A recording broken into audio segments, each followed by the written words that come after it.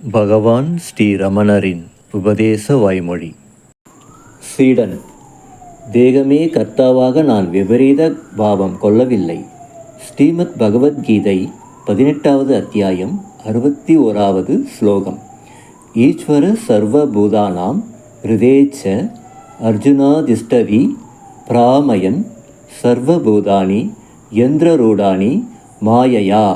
அதாவது, ஓ அர்ஜுனா, ஈஸ்வரன் ஒவ்வொரு ஜந்துவின் ஹிருதயத்திலும் வசிக்கிறான். தனது மாயா சக்தியால் எந்திரத்தின் மேல் வைத்து சகல ஜந்துக்களையும் சுழற்றுகிறான் என்னும் ஸ்லோகத்தையே குறிப்பிடுகிறேன். மகரிஷி: தேகேந்திரிய சலனத்துக்கு ஏதுவாக கர்த்தா ஒருவன் அவசியமில்லையா என எண்ணுகிறாய். ஜடதேகம் உணர்வற்றதால் அதற்குடையவன் ஒருவன் அவசியந்தான். சாமானிய ஜனங்கள் தங்களை ஜீவராக கருதுவதால் ஈஸ்வரன் ஜீவர்கள் இருதயத்தில் வசித்து அவர்களை நடத்துவதாக கிருஷ்ணன் சொன்னார்.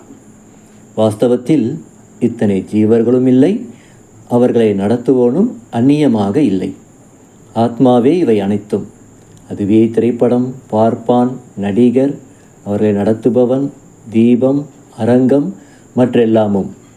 நீ ஆத்மாவான உன்னை தேகமாகவும் ஜீவனாகவும் பாவிப்பது படம் பார்ப்பவன் படத்தில் உள்ள நடிகனாக தன்னை எண்ணுவது போலவே யாம். திரையின்றி பட நடிகன் ஒருவன் நடிக்க முயல்வது எப்படியோ, ஆத்மாவுக்கு அந்நியமாக தான் நடிப்பதாக ஒருவன் எண்ணிக்கொள்வதும் அப்படித்தான்.